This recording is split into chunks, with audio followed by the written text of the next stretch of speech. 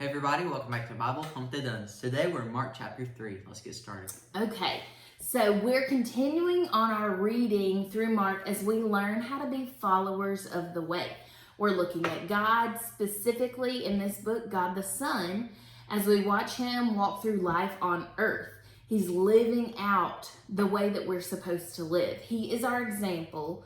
And so as we read, we should look at how he's living, pay attention to that, see how he interacts with others and how he interacts with God.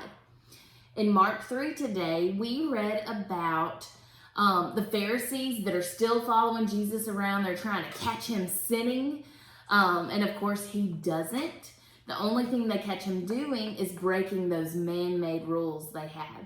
And it starts to become pretty obvious that he is pushing back on those man-made rules on purpose. And I kind of think it's funny, like, if he's going to do some healing, if he's going to do a miracle, it's going to be on the Sabbath, and he's going to do it in front of them. And so I kind of chuckle. That's what I like about it. I do too. He's great.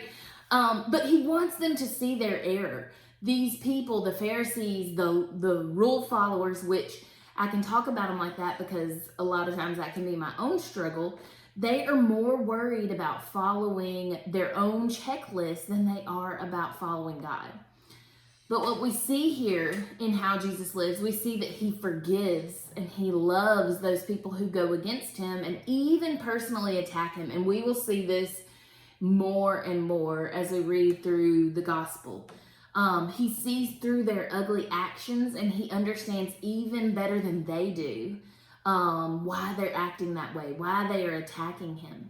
In verse 5, the Bible tells us he was grieved at the hardness of their hearts. He understands why they're trying to hurt him, and it's because they themselves are hurting. You know, the old saying, hurting people hurt people. But Jesus loves them anyway, and this is what it takes to be a follower of the way. If we want to be like Jesus, he loves them anyway, and he's showing them love by pointing out their sin and their errors. It's not love to let people go on sinning. And he points them out so that they can correct it and to better know and follow God. And so this is the thing that's best for them. We also see in this chapter Jesus ministering to the multitudes, to lots and lots of people. They're flocking to him in huge crowds. Some are coming because they do have needs. They have ailments, sickness, demon possession, all kinds of crazy things. And then some people, and honestly, I'd probably fall into this crowd if I wasn't hurt or sick. They've just heard the rumors about this man who does magical things, miracles, and they want to see this guy in action. And later, we will read in the Gospel of John, to be exact, it's chapter 21, verse 25. John says, Jesus did so many signs and miracles that if they were recorded one by one, the world itself wouldn't have enough room to contain the books that had been written. So Jesus here, in interacting with these people, he never forgets his purpose. And this is something that spoke to me. His purpose is to point others to God. He never loses focus of that. He does it every single place he goes. He doesn't see it as a time waster. He doesn't see it as a nuisance. He sees it as the main purpose. Not, oh, I got to get to this appointment at this time, or I got to get to this practice at this time. When he's interrupted by these things, he remembers that is the point. That is why he is here on earth. And Jesus has an eye for people and their needs, and he does whatever he can to meet those needs. And then my final thing that I saw, we see Jesus call the 12 apostles. And so what I see here about Jesus is everything about God is relational, even down to his plan of how he is going to share or spread the truth of the gospel. He doesn't want any of us to do life alone. And Jesus even models this out. He had no need for help. He could do this all on his own. But this was his plan, to call the 12 apostles or disciples and have them learn. He was going to teach them how to be a disciple and teach them how to make disciples. And that model of relationship continues on to today. We're talking about being a disciple. We're talking about being a follower of the way.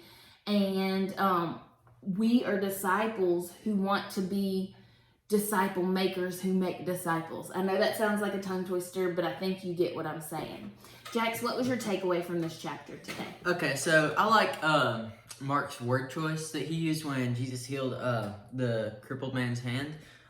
He says in verse